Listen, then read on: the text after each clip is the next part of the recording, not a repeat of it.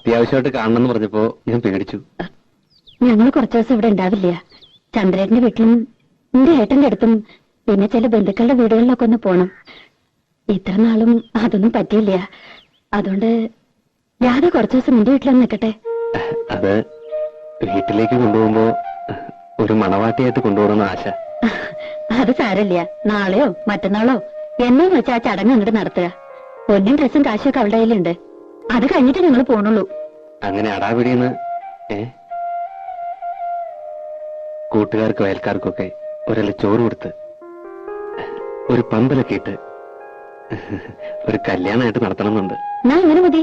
അതുവരെ അവൾ അവിടെ നിൽക്കട്ടെ. ഞങ്ങൾക്ക് പോകാണ്ടിരിക്കാൻ വയ്യ. അല്ലെങ്കിൽ പിന്നെ അവളുടെ അച്ഛന്റെ കൂടെ. വേണ്ട പത്നി ചേച്ചി, അത് വേണ്ട. ഞാൻ കൊണ്ടുവയ്ക്കോളാം അവളെ. അത് തന്നെയാ നല്ലത്. കല്യാണം ഒട്ടും വൈകിക്കണ്ട. എന്താവശ്യത്തിനും എന്റെ സഹായം ഉണ്ടാവും.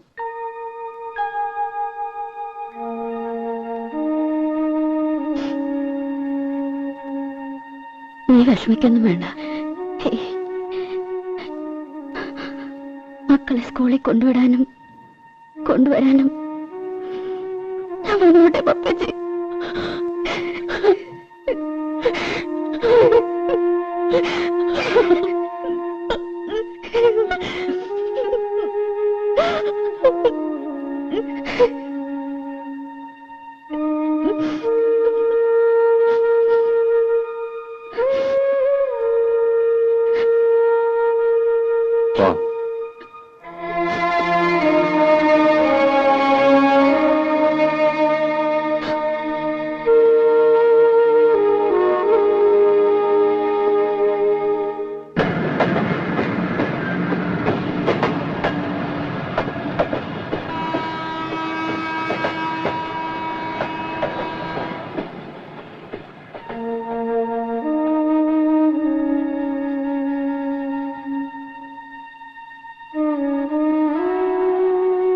രാധേ,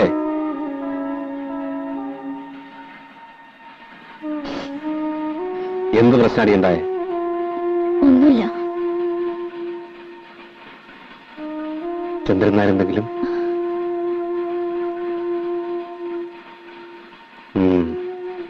നടക്ക്.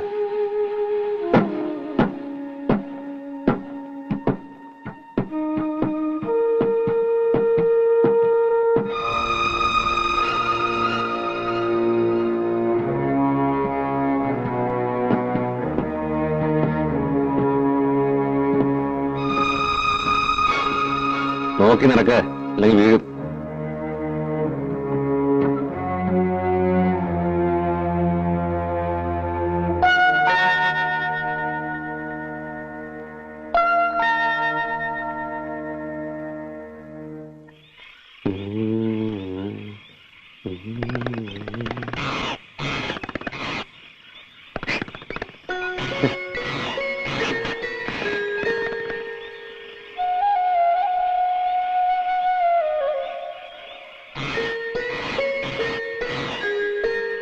നീ എന്തിനാണ് ഈ അറിയത്ത് വന്ന് കിടന്ന് തണുപ്പടിക്കണത്? വല്ല സൂക്കേടും വരും. സൂക്കേട് വന്നോട്ടെ, അതിന് തള്ളയ്ക്ക് നഷ്ടമൊന്നുമില്ലല്ലോ. മലന്ന് കയറണം, ഞാൻ നോക്കണം. അതിനാള് വന്നിട്ടുണ്ട്. ഓ, ഇപ്പൊ അമ്മ പുറത്ത്. തള്ളേ, അവളടുത്ത് നാക്കിട്ടടിക്കരുത് കേട്ടോ. വേണ്ട, ഞാൻ തൊഴുത് നിന്നോളാം. അയ്യോ, തൊഴുവൊന്നും വേണ്ട, തൊഴിക്കാണ്ടിരുന്നാ മതി. ഒരു തൊഴിലുകാരി ഇറങ്ങിയിരിക്കുന്നു. എടാ ദിവാര, ആ കൊച്ചു കയറി ഒന്ന് ദിവസമെങ്കിലും നീ എന്നെ ദേഷ്യം പിടിപ്പിക്കരുത്. പിന്നെ നീ വന്നേ, വായി വെക്കാൻ കൊള്ളാവുന്ന വല്ലതും ഉണ്ടാക്കി കൊടുക്കണം. അവള് കട്ടിൽ കിടന്നോട്ടെ, അമ്മ വായ കിടന്നാ മതി. ഞാൻ പായൽ കിടന്നോളാം, അമ്മായി കട്ടിൽ കിടന്നോട്ടെ. ഉളുമ്പുനാറ്റ് ഇല്ലാത്ത ഏതെങ്കിലും ഒരു തലേന്ന് കൊടുക്കണം കേട്ടോ അല്ലേ. ഒരു പാട്ടും കൂടെ പാടി കൊടുക്കണോ ഉറങ്ങാൻ? എടാ, നിലത്ത് നിക്കട്ടെ, തലേ കയറ്റി വെക്കല്ലേ. പിന്നെ എന്നും എന്റെ കൂടെ കിടത്താനാണോ വിചാരിച്ചേക്കണേ? പിന്നെ ഇവിടെ കിടത്താൻ? എടാ മരക്കഴുതേ, ആ കണിയാനെ കണ്ടൊരു ദിവസം കുറിച്ച് വേഗം കാര്യം നടത്താൻ നോക്ക്. അല്ലാണ്ട് ഇറയത്ത് പായം വിരിച്ച് പട്ടിയെ പോലെ കാല് നിൽക്കാണ്ടേ ആൺകുട്ടിയെ പോലെ അകത്ത് കയറി കിടക്കടാ. അവന്റെ ഒരു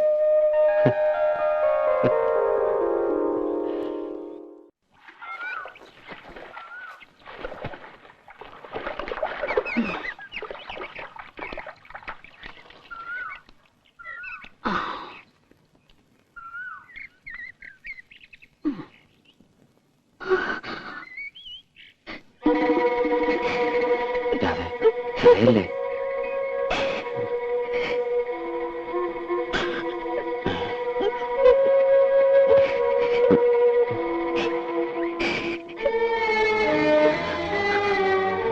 ആരാടി അത്? പപ്പേച്ചിയുടെ വീട്ടില് ആശാരിപ്പണിക്ക് വന്ന ആളാ. എന്താണ് നീ അവനായിട്ട്? ഒന്നുമില്ല.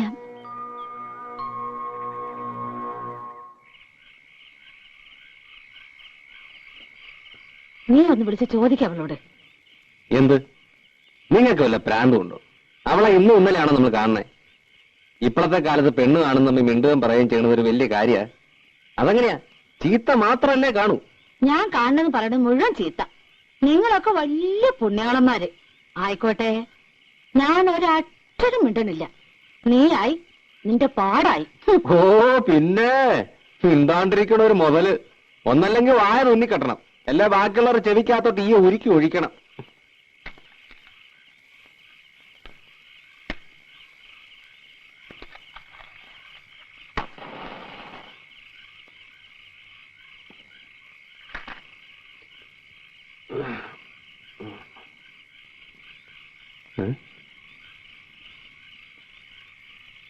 നീ ഉറങ്ങിയില്ലേ?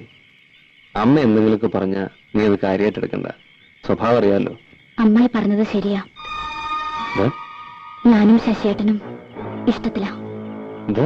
ഞങ്ങള്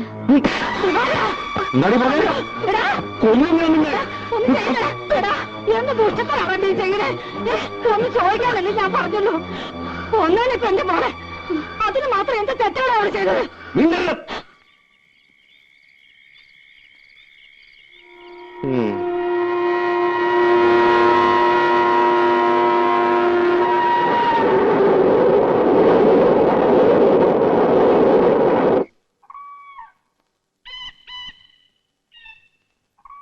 ഇന്നിപ്പം മാറ്റളക്കാൻ പറ്റുമെന്ന് എനിക്ക് തോന്നുന്നു. ഇന്നലെ വീട്ടിൽ ചെന്നപ്പോ ഒരുപാട് നീ അപ്പൊ 100 രൂപ വാങ്ങിച്ചപ്പോഴേ ഞാൻ മനസ്സിലാക്കിയത്. എല്ലാവരും പറഞ്ഞ നീ അത് മുഴുവൻ ഇന്നലെ നശിപ്പിച്ചില്ലേ?